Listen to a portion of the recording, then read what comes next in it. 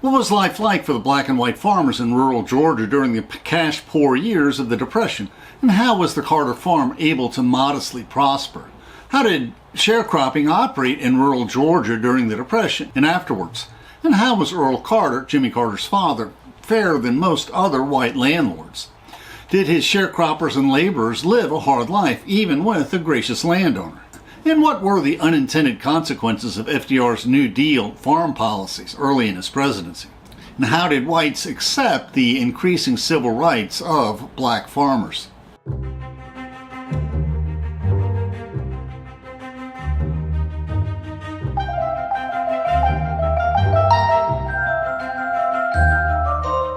Please, we welcome interesting questions in the comments. Let us learn and reflect together. At the end of our talk, we'll discuss the sources used for this video. Please feel free to follow along in the PowerPoint script we uploaded to SlideShare, which includes illustrations. Our sister blog includes footnotes, and both include our Amazon book links. Jimmy Carter's family was known for their compassion for their destitute black day laborers and sharecroppers who helped them work their farms near Plains, Georgia during the Depression when Jimmy Carter was a boy. When his father was on his deathbed, Jimmy was touched by the grief and gratitude shown by their destitute black neighbors. Even though he was a segregationist, as all Deep South whites were during the Depression, his father, Earl Carter, showed deep compassion and fairness in his dealings with his black laborers and sharecroppers.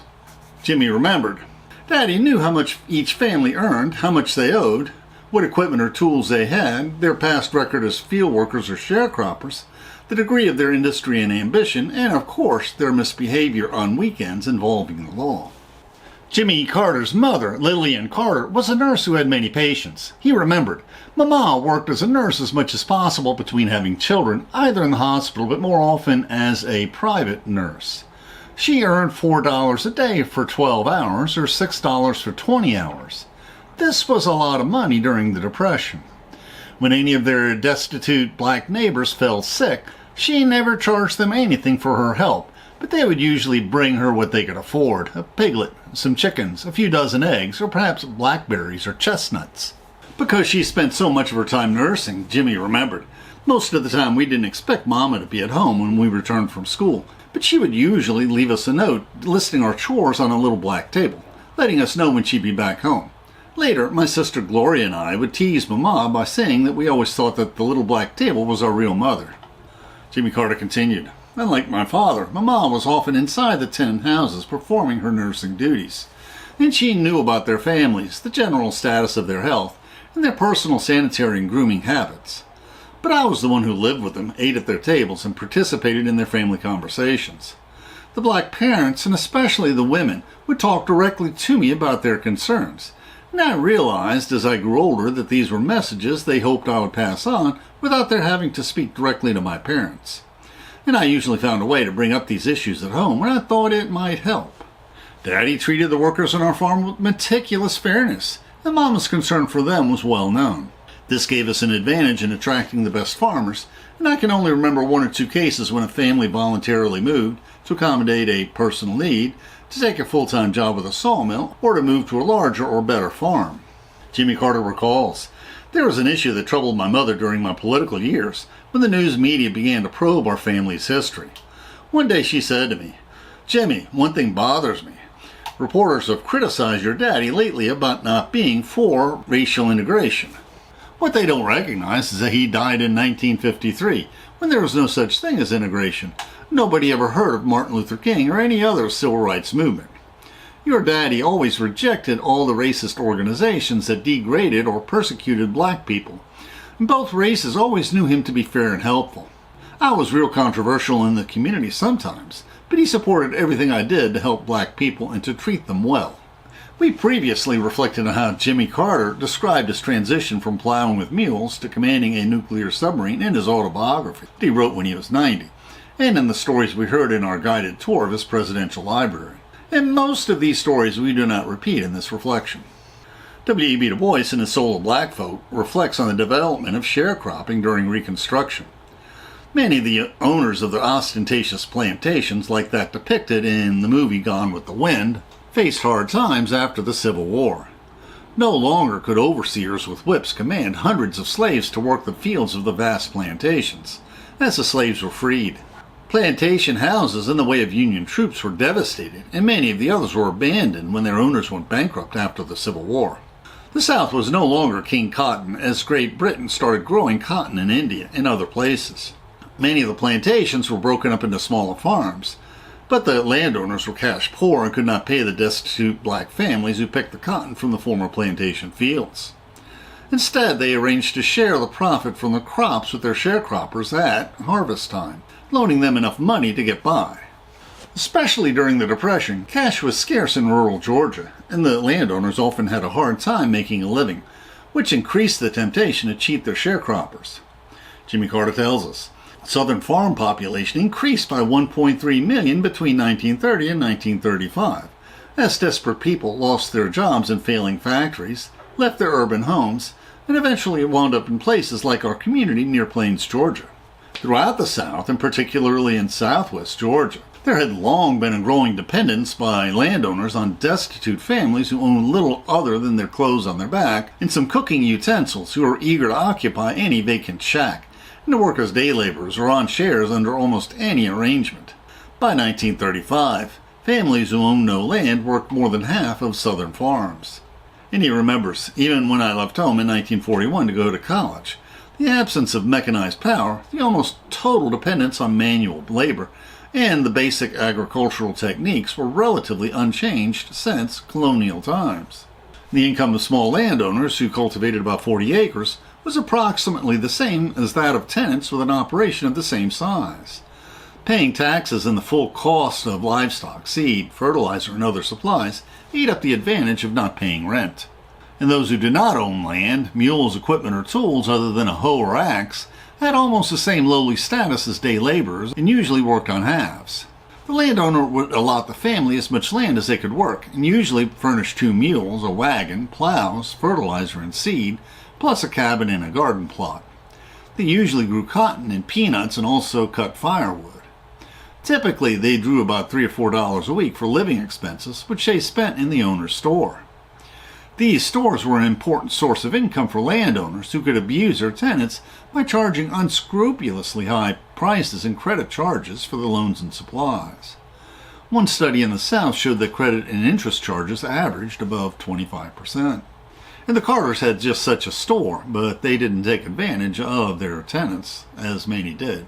As sharecropping was subject to abuse, many tenant farmers sank deeper in debt every year, and if the landowner cheated them, they had no recourse. They could never sue in a court in the Deep South that disregarded the testimony of blacks. And Jimmy Carter recollects, unlike most of the landowners around Plains, Daddy disliked this arrangement of working on halves, and traded with more dependable and competent families to work our land. They had their own livestock and equipment and worked on thirds and fourths. In exchange for the use of the land, the family allotted 1/3 of the crops and 1/4 of the corn to the landowner. In addition to our home place, and Jimmy Carter is referring to the farm in which he grew up, we owned another farm in Webster County, which was a 7-mile drive away. Day laborers cultivated one of the large fields on the place, and black tenant families worked all the other land. Since he treated his sharecroppers with kindness, he attracted 8 sharecropper families who had saved up to buy their own mules and equipment to work the land. Only 2 of these houses were within sight of each other, and living in the center was Willis Wright. Jimmy remembered, Willis was a patriarchal figure on the Webster County farm. Daddy's relationship with him was more consultative than instructive. Willis was interested and enough at ease to question Daddy about market conditions, the relative value or quality of fertilizers and farm equipment, and even political matters. Willis didn't work on sheriffs, but paid an agreed quantity of cotton and peanuts as rent for the use of our land. And Willis shocked Earl Carter when he asked to purchase the land. After some delay, he agreed to sell it to him.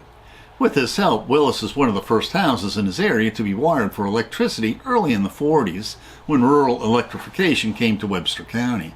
And years later, when Jimmy Carter inherited the farm, Willis gave him the right of first refusal to buy back their land if, after he passed, his second wife wanted to sell the property, which happened 40 years after that. Also, what happened during the Depression is the WPA paid out-of-work artists to paint murals on post offices and other government buildings, and many of the illustrations we have here are those WPA paintings. And during the Depression, there were many tramps and hoboes. Jimmy Carter recalled, during some of the worst years of the Depression, the most frequent travelers we saw in front of our house were tramps, some looking out of open boxcar doors as the trains passed, and a far greater number walking down the road, toward either Columbus or Savannah. They were usually men traveling singly, but every now and then an entire family would go by. Even as late as 1938, almost one-fourth of American workers were unemployed, and many put out of jobs by newly mechanized assembly lines and factories. Now, when Mama was home, we never turned anyone away who had come to our back door asking for food or a drink of water. Those who showed up were invariably polite, and most of them offered to cut wood or do other yard work in return for a sandwich or some leftover fried chicken or biscuits. We enjoyed talking to them and learned that many were relatively well educated and searching for jobs of any kind. One day the lady from the next farm came to visit, and Mama commented on how many tramps she had helped that week, and Mrs. Bacon said, "Well, I'm thankful that they never come in my yard." And Carter recalls, the next time we had some of the vagrant visitors, Mama asked why they had stopped at our house and not the others. After some hesitation, one of them said, "Ma'am, we have a set of symbols that we use to show the attitude of each family along the road. The post on your mailbox is marked to say that you don't turn people away or mistreat us." And Jimmy Carter remembers that most of the prisoners working on the chain gangs working on the road were white. And why was that? He explained, even when a death was involved, crimes by one black person against another were not considered very important, and crimes by a black person against a white were very rare.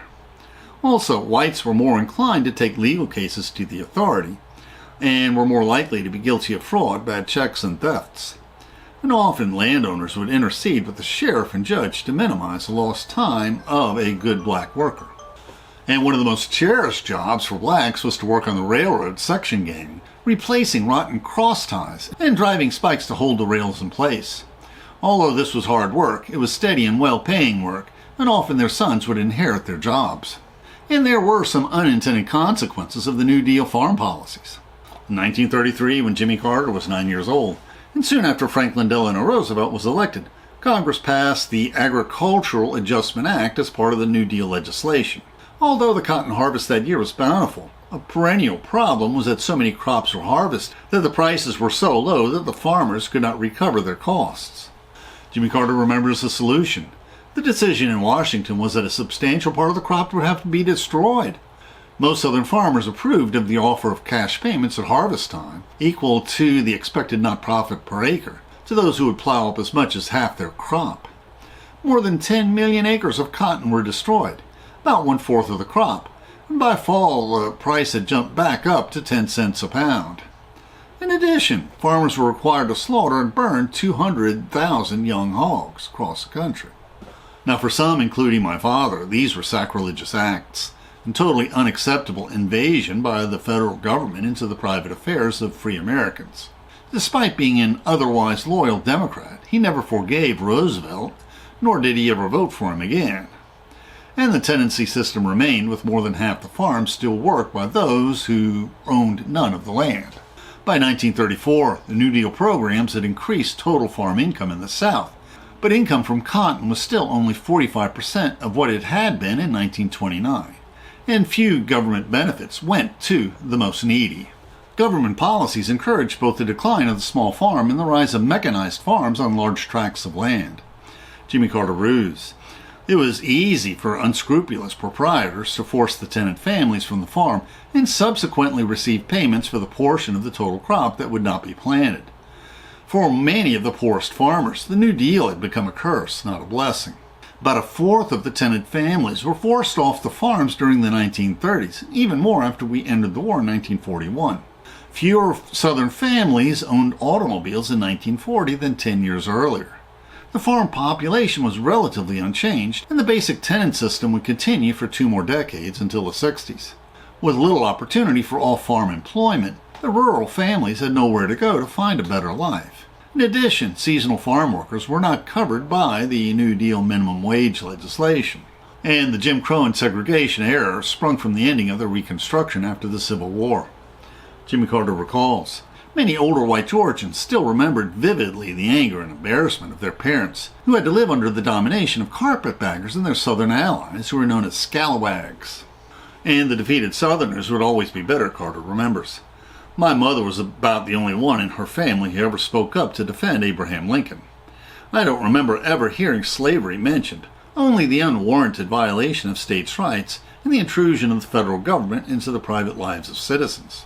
Now, while W.E.B. Du Bois and many other authors describe the dark side of the Jim Crow era, when over 10,000 blacks were lynched without legal recourse, history also shows that blacks relied on assistance from progressive whites in their pursuit of civil rights, including educational and workplace opportunities for blacks. During the Reconstruction and Jim Crow eras, when so many blacks were lynched in the Deep South, Booker T. Washington founded the famed Tuskegee Institute and was a leading second-generation black leader. Although this and other black colleges were funded primarily by white industrialists, including Carnegie, in its beginning, Booker T. Washington depended on support from local white business and political leaders in Tuskegee and rural Alabama. While Jimmy's father, Earl Carter, was a segregationist, he had cordial relations with black community leaders, including Bishop William Decker Johnson. He ran a nearby excellent black school near the St. Mark African Methodist Episcopal Church. Bishop Johnson respected the social mores of segregation, while Earl Carter respected his leadership position in his community and his church. Jimmy Carter recalls, Bishop Johnson was certainly aware of the racial customs of the day, but he did not consider it appropriate to comply with all of them.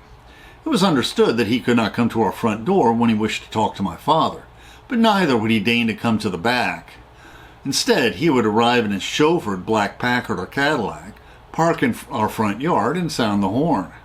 My father would go outside to the automobile for a conversation, while Bishop Johnson either stayed in the car or came out so the two men could stand together under the shade of a large magnolia tree. What was surprising was Jimmy Carter recollecting how his family occasionally visited Bishop Johnson's church. How many whites would do this in the days of segregation and Jim Crow? Jimmy Carter recalls, as a little boy, I was accustomed to the relatively sedate and time-constrained services of our own congregation at Plains Baptist Church. So our family visits to St. Mark African Methodist Episcopal Church near their farm and archery were strange experiences. The small white clapboard building was always overflowing with worshipers who would rock with music and religious spirit far exceeding anything we ever expected. We knew the words to many of the hymns, but we struggled to keep proper time with the strange slow rhythms, with syllables often stretched out into words and words into verses. Soon, however, we would be rocking back and forth in harmony with the swaying bodies of the beautifully dressed choir behind the altar. Jimmy Carter's later interest in civil rights for blacks was influenced by the deep influence of Jack and Rachel Clark, who were the unofficial black overseers of the Carter family farm, second only to his father, and they helped raise the Carter children. Jimmy Carter remembers, as the senior couple on the farm, Jack and Rachel Clark were the ultimate arbiters of all disputes that did not warrant my parents' personal attention. I felt naturally at ease in the homes of the other black families on the farm, especially that of Jack and Rachel Clark, and this respect was earned by their hard work. Rachel was famous in the community for her natural ability in the field. She could pick an extraordinary amount of cotton, half again as much as any field worker who, at sundown, had a day's work weighed alongside her. And the Carter children also helped during harvest time of all the crops, working aside their black laborers. And Jimmy Carter reflects, one tragic and horrible measure of poverty during the Depression were the lynchings that occurred, at least partially because of the growing competition, even for the least desirable jobs, which in the past had been saved for black workers. As the Depression deepened, an Atlanta organization adopted the slogan, "No jobs for niggers until every white man has a job." And the number of lynchings in America quadrupled in 1933 over the previous year, and remained equally high during the hard times that followed. Although young Jimmy Carter only heard about one or two such lynchings in his boyhood, he did overhear discussions that mentioned the Ku Klux Klan. In later years, long after his father Earl had passed away, his mother, Lillian Carter, supported LBJ in the civil rights movement. Jimmy Carter recalls, in 1964, when Lyndon Johnson decided not to campaign in the Deep South and received just a handful of white votes in our county, Mama volunteered to manage his campaign office. Almost every day, when she returned to her car, she found it covered with graffiti, with windows soaped over, or the radio antenna tied in a knot. Her only compensation was to be a delegate at the National Democratic Convention. Later, after opening a nursing home for some friends in Plains and operating it for a year, She volunteered for the Peace Corps, just asking that she be sent to where people have dark skins and need a nurse's service. Their former tenant farmer, Willis Wright, was recognized as a leader in his black community, and in the early years of the Civil Rights Movement, members of his church decided that he would be the first who would attempt to register in Webster County. He waited for most of the day before the registrar would even open his office. Then he said he would have to first ask him some questions about citizenship, questions so hard that few whites or blacks could answer them all. Willis told him, "We discussed this at the church, and the man from the Justice Department said that we no longer have to answer these questions in order to vote. I told the registrar this, and then he pulled a pistol out of a drawer and laid it on the counter. He was nervous, but he said, 'Nigger, you better think this over for a few more days and let me know what you decide.'" Now, was this an idle threat? It had not been that many years ago when activists encouraging blacks to register to vote in Mississippi had been murdered by members of the Ku Klux Klan, whose members included the local sheriff. Numerous protesters under the leadership of Martin Luther King seeking voting rights in Selma had been murdered by white supremacists, and churches and houses of black leaders had been firebombed. Willis Wright discussed this with Jimmy Carter, who had recently inherited his daddy's farm. During this time, the Carter warehouse faced a boycott because of his liberal racial views. Jimmy encouraged Willis and offered to go with him, but Willis declined, saying, "No, sir, it wouldn't mean nothing if you was there with me." And when dealing with bullies, the most important rule is show no fear. Jimmy Carter remembered, "I advised Willie to tell the registrar that he had discussed the matter with me. Then I told him to go back and register, and he did so. The next time I saw him, he said he hadn't had any problem. And times were changing in Georgia, but slowly." We were fascinated by Jimmy Carter's description of the many crops his father, Earl Carter, grew on his farm, and the many types of livestock he raised. Earl was constantly trying new opportunities to expand the crops and livestock he raised since cotton was such a fickle crop. Since my mother, Lillian Carter, was a nurse, he gained insight into the health challenges of both black and white farmers, as well as livestock. And this knowledge of health and hygiene can help everyone, even city dwellers, preserve their health. And now we'll discuss the sources we used for this video. If you're interested in learning what it was like to live on a farm in rural Georgia during the Depression, and how life was difficult for both the destitute black sharecropper farmers and the landowning white farmer, then I would recommend Jimmy Carter's book, An Hour Before Daylight, Memories of a Rural Boyhood. This book will transport you back to a different time and place. Unfortunately, the black destitute sharecropper and hired laborer was at the mercy of the white landowner, since he had no legal recourse if he were cheated. But even when the landowner and his family truly cared for him, still his life was hard. Jimmy Carter also tells us delightful stories in the history of his grandparents in Plains, Georgia, and the story of his parents' courtship and early married years. And we didn't repeat stories about his church, school, and a chapter on learning about sin, and how the town of Plains was a busier time in his boyhood. We tried not to repeat too many of the stories Jimmy Carter also told us in his autobiography he wrote when he was 90, or in his daily devotions, or that we heard from our guided tour of the Presidential Library, so we encourage you to listen to these videos as well. We also have vignettes of what Christmas and life was like in rural Plains, Georgia, both during the Depression and in the years after his presidency. And we decided to make this a separate video because of the charming story of Jimmy Carter's favorite Christmas after he left the presidency. And he also wrote a book about the virtues of aging and retirement. The YouTube description includes a link to our PowerPoint script that we uploaded to SlideShare and also our blog. Please support this channel by sharing this video with your friends and by clicking on the like and subscribe buttons and by clicking on the Amazon links to purchase any of the books we discussed, which will earn us a very small affiliate commission. And please consider becoming a patron of our channel. Plus, we will host special discussion groups for our patrons. Plus, you can click on the Meetup or small M icon to participate in our online discussions, where we practice our future YouTube scripts. And please click on the links for other videos that will broaden your knowledge and improve your soul.